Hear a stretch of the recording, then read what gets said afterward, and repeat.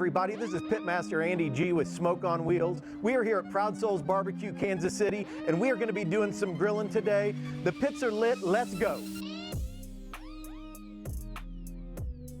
So we are back in 2024. We're shooting the first video of the year. I am so excited to be back. We are starting this year with a dry aged bone-in standing rib roast. That's right, a prime rib.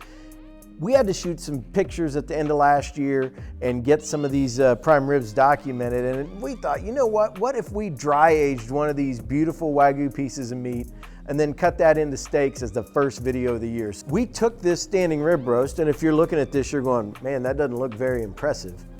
Well, this thing is one that we shot photos of 35 days ago, actually 40 days ago at this point, to use for some of our footage and for some of our own imagery. And we decided, what the heck, let's dry age this thing and kick off 2024 right with some dry aged steaks. Let's talk about that a little bit.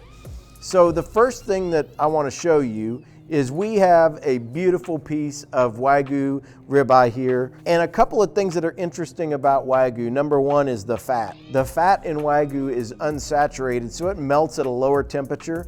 And if you look right here at this bone right now, just the fat that was on that bone is already starting to soften. I can move that around with my thumb, and it's almost a little pile of goo right on the bone, any of that fat that was left there.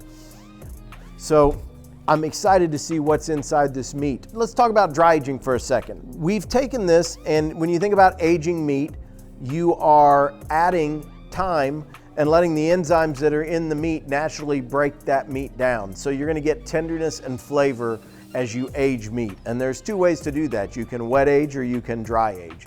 Wet aging is done in the cryovac, so it's an anaerobic aging process, and that is gonna create that tenderness and give you some of that beefy flavor, but over time, the anaerobes create more of a minerally texture and flavor.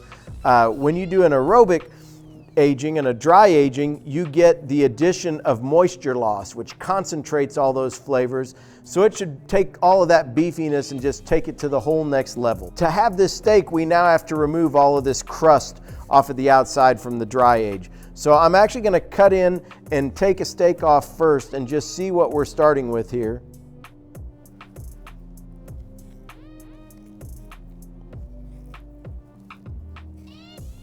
And you can tell the texture of this meat is silkier and firmer than just a standard rib roast. And that is because we've lost about 20% of the weight of this roast into moisture loss.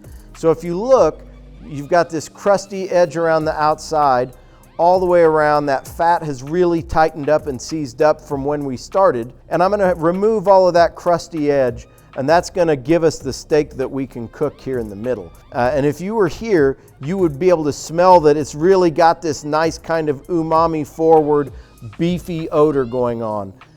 And it's gonna just cook up great. But you can see our texture here of this beef on the outside is really firm, and that's really protected what's going on the inside.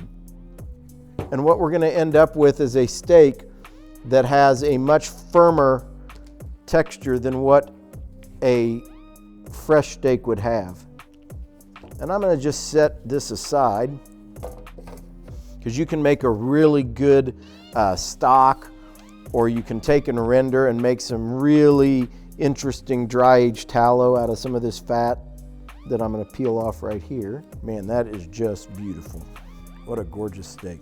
And look at all the marbling in that. So one of the beautiful things about Wagyu is how the muscle structure takes the fat on.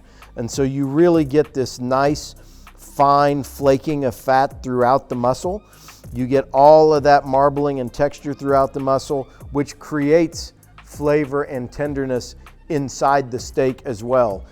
So part of that, what I would call signature Wagyu texture and flavor, is gonna come out of all of that nice fat that's marbled in there. Now that we've lost a little bit of the moisture in this steak, that fat's really gonna re-moisturize everything. The flavors are gonna double down, and we're gonna really get that big Wagyu flavor out of this. So I'm excited to get one of these on the cooker. All right, so we're gonna take and season this thing up and get it ready to go onto the pit. We're just gonna give it a light little coat. I'm gonna throw a little extra on the board there just to run my edges through. That is ready to go to the cooker.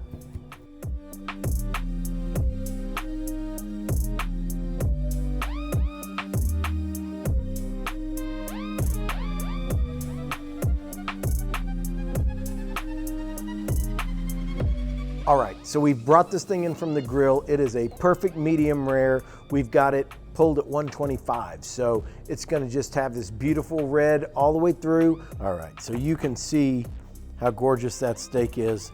Just looks beautiful. I'm gonna go ahead and go in and take a bite.